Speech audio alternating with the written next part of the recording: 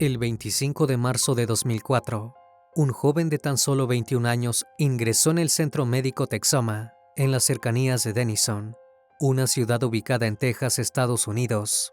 Se había lastimado a sí mismo en el pecho porque pensaba que si se quitaba la vida, salvaría al mundo del mal. El médico que revisó al joven lo remitió a la unidad de salud mental del hospital y llenó una orden de detención de emergencia para retenerlo en contra de su voluntad. Pero mientras el personal esperaba que un juez firmara la orden, el paciente salió caminando del hospital. Las autoridades de la institución llamaron a la policía, pero no existe evidencia que indique que los agentes lo hayan ido a buscar. La siguiente vez que la policía se topó con el joven, tan solo 2 días después, estaba entrando en la comisaría de Sherman, Texas, para confesar que había ultimado a su familia.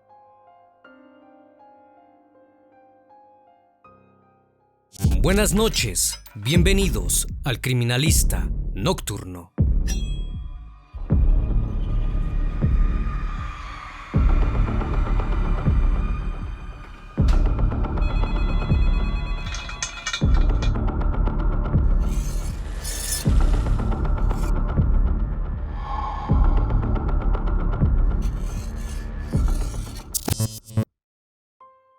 Andre Lee Thomas nació un 17 de marzo de 1983 en el condado de Muskogee, Oklahoma.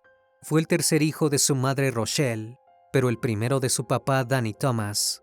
Rochelle tuvo luego 2 niños más, aunque se desconoce si Danny era también su padre. La mujer crió a sus hijos prácticamente sola, principalmente en Sherman, Texas, y no era la madre perfecta. Tenía problemas con el alcohol, sufría de depresión y había sufrido un abuso que la dejó traumatizada. Todo esto afectó notoriamente la estabilidad de la familia, creando un ambiente poco seguro para que André y sus hermanos crecieran. A pesar de la situación caótica, André era un niño muy obediente. Obtuvo calificaciones sobresalientes en el jardín de infantes y el primer grado, llegando a formar parte del programa de superdotados y talentosos de su escuela. Su maestra de segundo grado lo describió como un estudiante fuerte y encantador. Rochelle, por su parte, ni siquiera sabía a qué escuela iba su hijo, ya que en sus propias palabras, no podía hacerse cargo de todos a la vez. Además, ella y los niños debían mudarse constantemente y a menudo dependían de una iglesia local para pagar los servicios públicos. La casa donde vivían a menudo no tenía agua corriente, calefacción y electricidad. Tan solo en segundo grado, Andrea asistió a 3 escuelas en 3 ciudades diferentes de 2 estados. Y eso no era todo. Los otros familiares de André tampoco podían hacerse cargo de él. Prácticamente todos tenían problemas con el abuso de sustancias y la violencia. De hecho, 10 años antes de que él naciera, su tío había sido asesinado a tiros por el esposo de su abuela. Durante los siguientes años de su infancia, André asistió a una iglesia bautista en Sherman. Sus maestros de la escuela dominical lo describían como un niño inteligente y respetuoso, que a menudo respondía a sus preguntas antes de que pudieran terminar de hacerlas.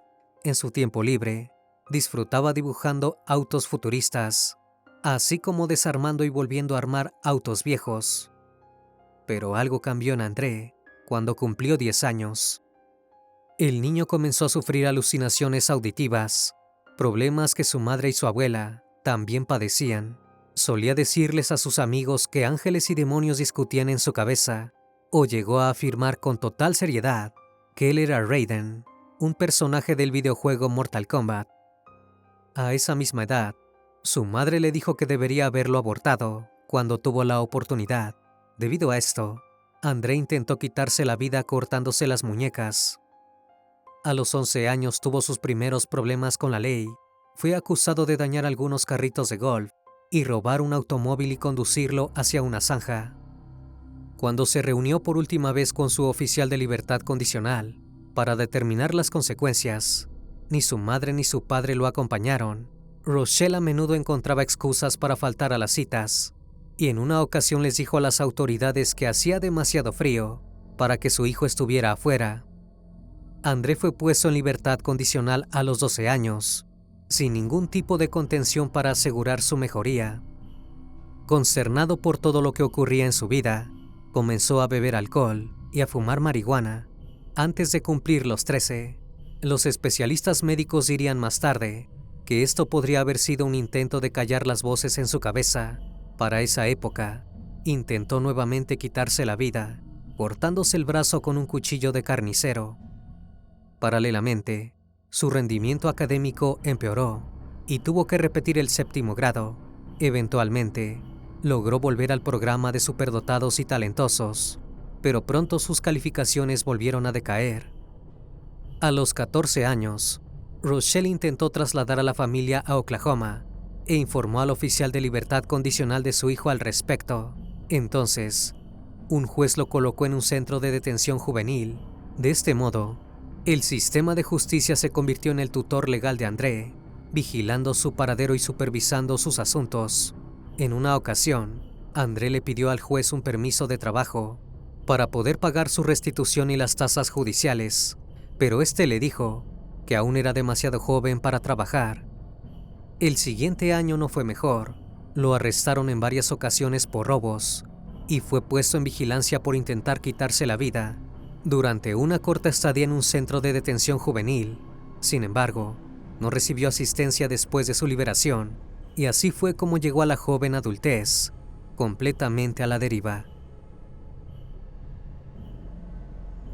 Todo parecía estar terriblemente mal en la vida de André, pero tenía algo que lo hacía feliz: su romance con una joven llamada Laura Christine Barron, de la misma edad que él. Cuando ambos estaban en 9º grado, ella quedó embarazada, y el bebé finalmente nació en agosto de 1999. Fue llamado André Lee Barron Jr. Con el objetivo de mantener a su familia, André abandonó la escuela, aunque obtuvo un diploma de equivalencia de estudios secundarios. Al realizar los exámenes correspondientes, comenzó a trabajar en diferentes lugares por muy bajos salarios, por ejemplo, cavando tumbas en el cementerio de West Hill de Sherman.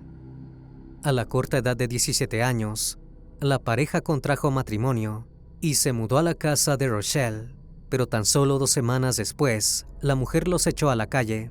Entonces Laura y su hijo recién nacido se mudaron con sus padres, mientras que André comenzó a vivir con uno de sus hermanos. 4 meses después de eso, la pareja se separó y Laura empezó a salir con otro joven. En febrero de 2003, se mudó con aquel sujeto y tuvieron una hija llamada Leia Marie Hughes. Esta situación molestó mucho a André, quien empezó a experimentar delirios más intensos que los de su infancia y a obsesionarse con el libro de Apocalipsis. Los pensamientos de quitarse la vida y las voces también regresaron. Sus problemas escalaron al punto en que intentó apuñalar a su hermano durante una discusión. Luego de eso, su hermano fue ingresado en una institución psiquiátrica, lugar donde no aclararon su diagnóstico. Entonces, Andrés se quedó solo en la casa, sin dinero, para pagar los servicios públicos. Como consecuencia de todo esto, tuvo dificultades para mantener sus empleos y le cortaron definitivamente la calefacción y la electricidad, y Laura decidió reducir las visitas con su hijo. Fue entonces cuando André le comentó a su padre que estaba en un círculo del que no podía salir.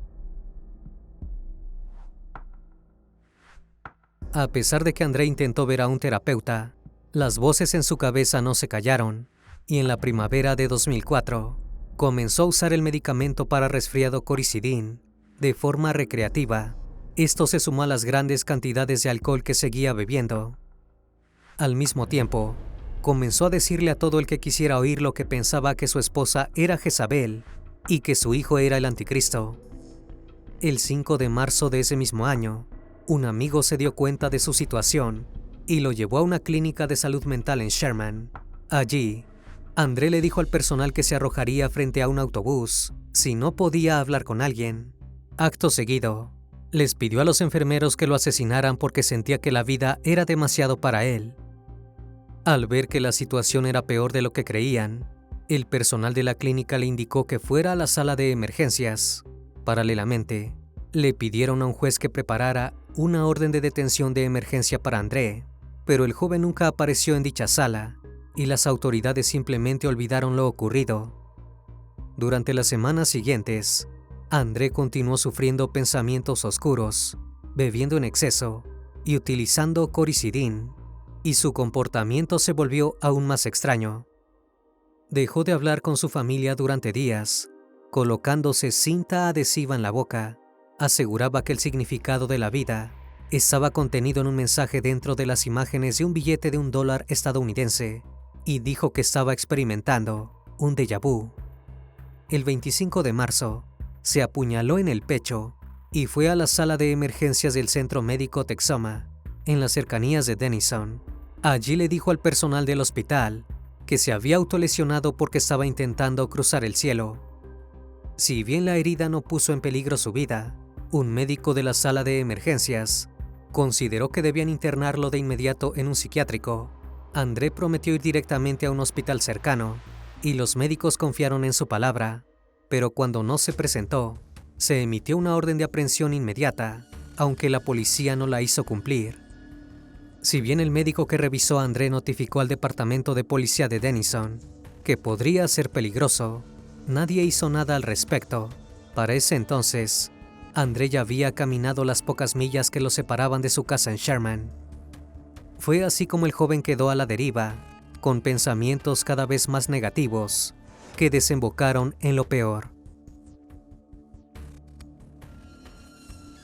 El 27 de marzo de 2004, 2 días después de escaparse de la sala de emergencias, André decidió accionar contra su familia. Fue hacia el edificio donde Laura vivía, subió hasta el 3er piso y abrió la puerta del apartamento de una patada. El novio de la joven estaba en el trabajo, pero ella sí se encontraba en casa con sus 2 hijos, el de André y el de su segunda pareja. Sin dudarlo, André la hirió con un cuchillo en el pecho y le sacó una parte del pulmón, pensando que le estaba extirpando el corazón. Acto seguido, fue hacia la habitación que compartían su hijo de 4 años y la bebé de 13 meses de Laura. Una vez allí, procedió a hacer lo mismo que con su expareja. Después de ultimar a los pequeños, André procedió a apuñalarse 3 veces en el pecho. Estaba seguro de que fallecería, por lo que fue a la sala de estar y se acostó al lado del cuerpo de Laura. Junto a la pierna de la joven, colocó un billete de $1 que había doblado, dejando al descubierto la pirámide con el ojo en la parte superior. Pero pronto notó que las heridas no habían sido lo suficientemente profundas como para perecer. Guardó los corazones de los niños y el pedazo de pulmón de Laura en sus bolsillos y caminó hacia su casa. Una vez allí, colocó los órganos en una bolsa y la tiró a la basura. Luego, procedió a llamar a los padres de Laura para dejarles un mensaje de voz. En él dijo que algo malo le había pasado y que necesitaba ayuda. Sentía que estaba en el infierno y tenía miedo incluso de irse a dormir. Por último, les pedía que si oían aquel mensaje, fueran a buscarlo a su casa. Pero no esperó a que los padres de Laura llegaran. Tiempo después, André se presentó en el departamento de policía de Sherman, por decisión propia, dispuesto a contar lo que había hecho. Relató que había asesinado a su esposa, a su hijo y a su hijastra. Explicó que los homicidios se habían llevado a cabo con cuchillos diferentes, porque pensó que esto ayudaría a sacar los distintos demonios dentro de las víctimas. Si permitía que la sangre de las víctimas se mezclara, los demonios podrían sobrevivir. Realmente, creía que había recibido un mensaje de Dios, diciéndole que ultimara a Jezabel, al anticristo y a un espíritu maligno relacionado. Todos en la comisaría quedaron atónitos. André fue llevado a un hospital para someterse a una cirugía torácica. Una vez que los médicos determinaron que su vida no corría peligro, fue trasladado hacia la cárcel del condado de Grayson. Mientras esperaba que el proceso judicial comenzara, fue puesto en una celda de observación con paredes de vidrio. Allí, sus problemas mentales se hicieron notar. Según las notas de la enfermera que estaba monitoreando a André, él no creía que su esposa e hijos estuviesen realmente sin vida. Pensaba que simplemente les había quitado sus corazones para liberarlos del mal, y ya estaban a salvo. Los psicólogos de la prisión entrevistaron a André para determinar su capacidad para ser juzgado, y le diagnosticaron esquizofrenia. Los médicos intentaron recetar una medicación antipsicótica, pero André se negó a tomarla. Comenzó a pasar todo su tiempo leyendo la Biblia y llegó a Mateo 5:29, donde decía: si tu ojo derecho te hace pecar, sácatelo. Es mejor entrar en el reino de Dios con un solo ojo que tener 2 ojos y ser arrojado al infierno. Probablemente a causa de esto, tan solo 5 días después de su arresto, Andrés extirpó el ojo derecho con sus propias manos. Un testigo aseguró que después de realizar el violento acto, citó la frase que había leído días atrás en la Biblia. A mediados de junio de 2004, André fue declarado incompetente para ser juzgado y enviado al Hospital Estatal del Norte de Texas. Sin embargo, 47 días después de evaluaciones y medicamentos, los médicos concluyeron que la mayoría de sus alucinaciones eran inducidas por las sustancias que consumía. Incluso dijeron que estaba intentando exagerar su enfermedad mental. A pesar de esto, lo obligaron a usar las esposas durante toda su estadía en el hospital estatal, algo que algunos expertos encontrarían contradictorio. Las mismas personas advirtieron también que André cooperaba constantemente con el personal, comportamiento nada típico en alguien que finge estar enfermo. Pero a pesar de que todo indicaba que André no se encontraba estable mentalmente, el psiquiatra Joseph Black escribió a la corte que tenía psicosis inducida por drogas, que era competente y que exageraba su enfermedad mental autolesionándose. El abogado defensor, R.J. Haygood, quien estuvo enfermo de pancreatitis durante el juicio, dijo más tarde que lamentaba no haberse opuesto a la introducción de la declaración de Black, pero en el momento de los hechos, André no tuvo ayuda alguna para enfrentarse a uno de los más polémicos juicios en la historia de Texas. El mismo comenzó el 15 de febrero de 2005, y André fue acusado por el homicidio de su esposa, su hijo y la segunda hija de su mujer. Para la selección particular del jurado, los fiscales convocaron una opción disponible solo en Texas, llamada barajado. Esto significa que el grupo de posibles miembros del jurado debe estar sentado en una habitación, sin más información que el aspecto de los miembros del jurado, y cualquiera de las partes puede solicitar que se barajen, es decir, que se vuelvan a sentar en un orden diferente. Los abogados de André no se opusieron a esto. El hecho de que André fuera afrodescendiente y hubiera tenido una relación interracial con Laura fue tomado como un punto clave en el proceso de selección.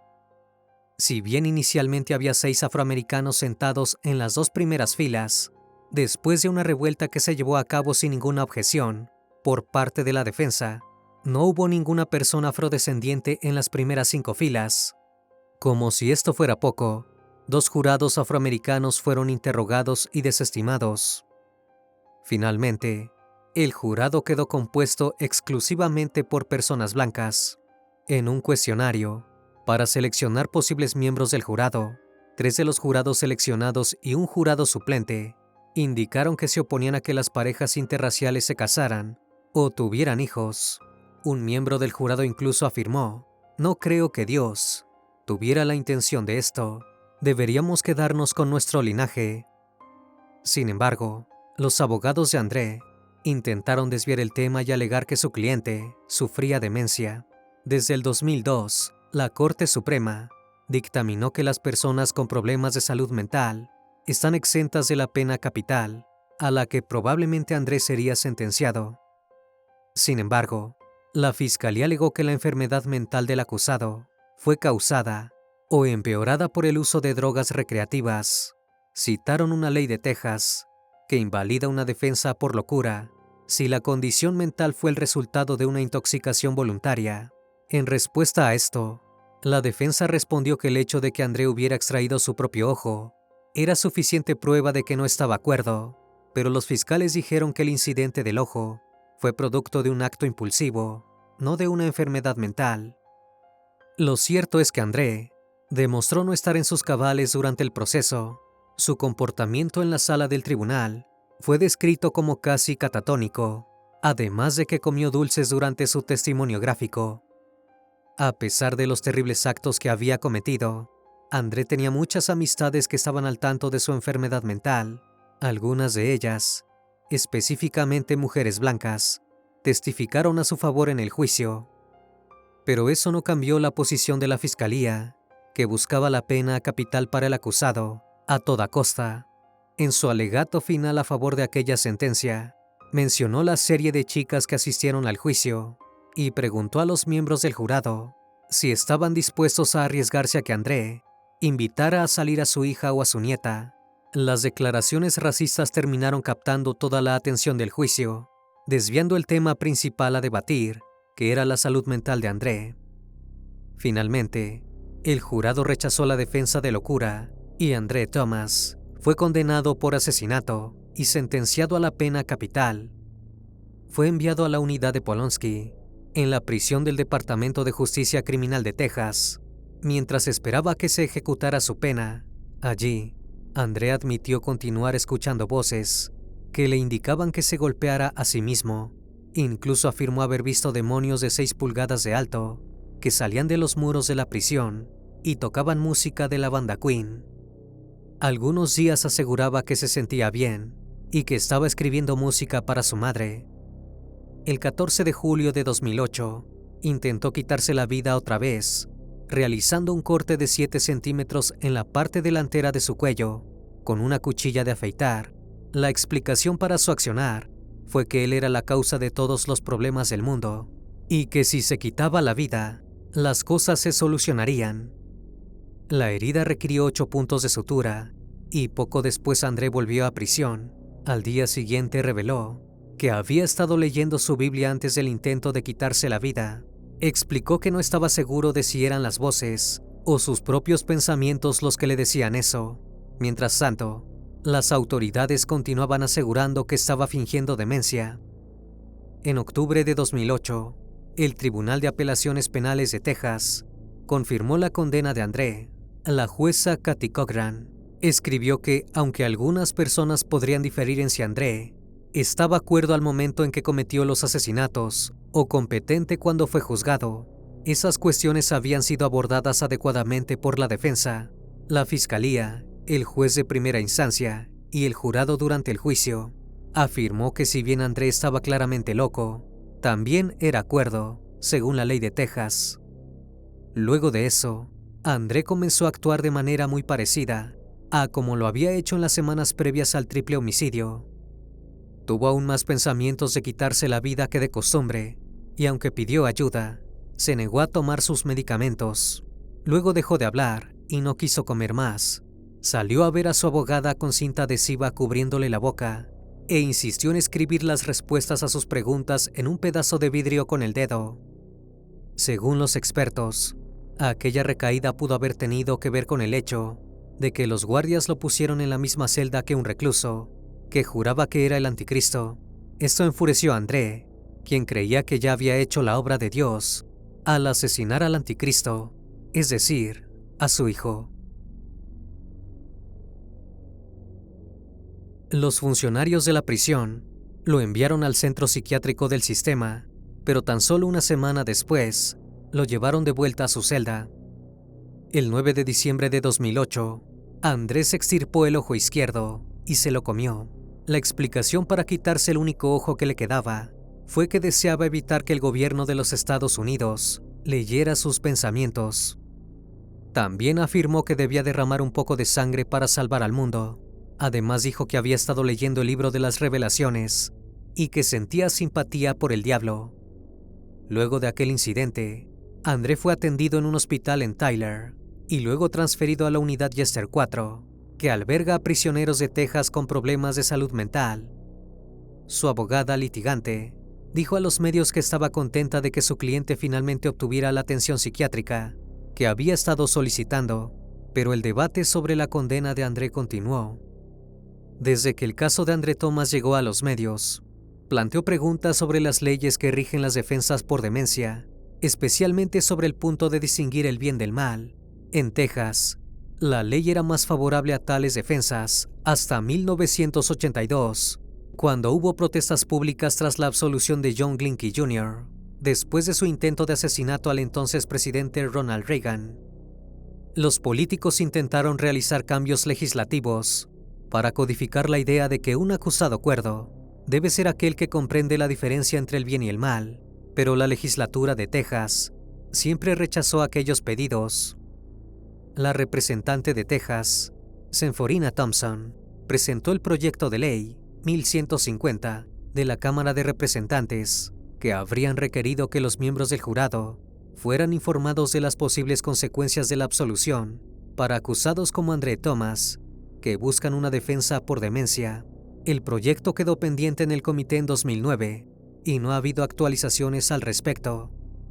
En una publicación de 2015, la Oficina del Alto Comisionado de las Naciones Unidas para los Derechos Humanos destacó las cuestiones éticas en los casos de André Thomas y de su compañero condenado a la pena capital en Texas, Scott Panetti. Expresó que por causas ajenas a su voluntad, son almas atormentadas que sufren aflicciones devastadoras, que las dejan incapaces de pensar y razonar, como las personas que no están tan afligidas.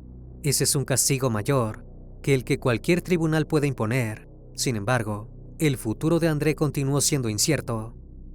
A principios de 2020, el caso de André Thomas fue presentado ante el Tribunal de Apelaciones del Quinto Circuito de los Estados Unidos.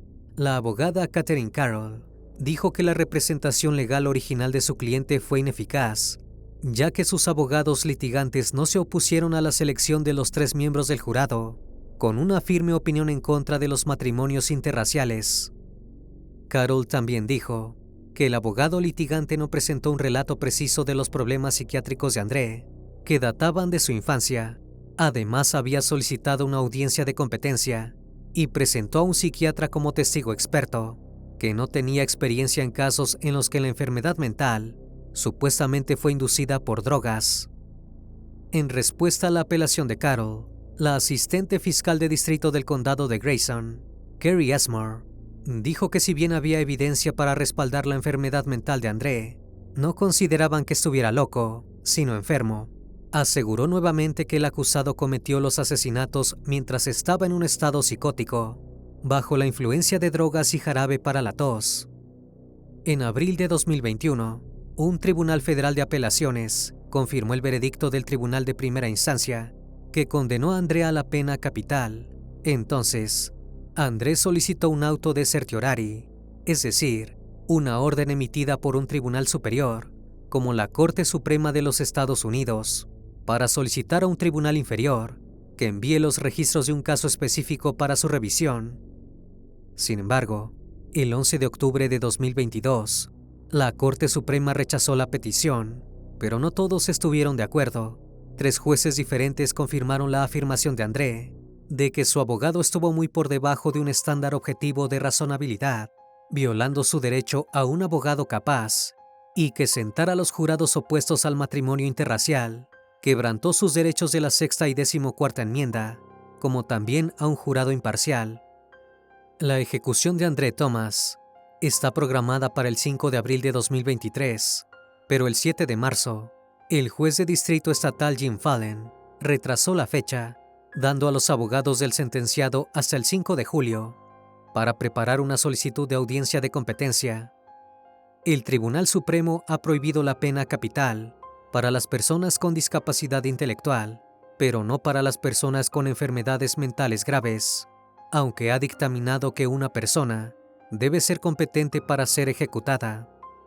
Con respecto a esto, Maury Levin, abogado de André, dijo en un comunicado: guiar a este hombre ciego y psicótico a la camilla para su ejecución ofende nuestro sentido de humanidad y no sirve a ningún propósito legítimo. Más de 100 líderes religiosos y otras personas que escucharon sobre el caso pidieron al gobernador Greg Abbott que detuviera la ejecución de André. En respuesta a esto, Kerry Asmore, de la oficina del fiscal de distrito del condado de Grayson, que procesó el caso, dijo que quienes piden clemencia para el sentenciado no están completamente informados sobre el caso en su totalidad y no han leído ningún informe o evaluación sobre su estado mental. A la fecha de realización de ese video, André continúa alojado en una prisión de Texas para reclusos con problemas psiquiátricos. Sigue esperando que su sentencia sea ejecutada. Lo cierto es que los crímenes que André cometió fueron muy graves, incluyendo el crimen de su propio hijo y una bebé, y no pueden quedar impunes. Pero también es real que si hubiera recibido la atención médica que necesitaba, probablemente toda esta tragedia se habría evitado, y Laura Andre Jr. y Leia estarían vivos. Una vez más, estimado público, agradezco su compañía. Gracias por estar presentes en esta nueva transmisión. Recuerden que pueden seguirme en redes sociales. Actualmente me encuentro en Facebook, Twitter, TikTok e Instagram. Y también pueden encontrarme en cualquier plataforma de streaming de audio de su preferencia. Me despido de ustedes con un fuerte abrazo. Y si tú aún no estás suscrito, te hago la cordial invitación a que lo hagas y formes parte de esa gran comunidad. Esto es El Criminalista Nocturno. Hasta la próxima emisión. Buenas noches.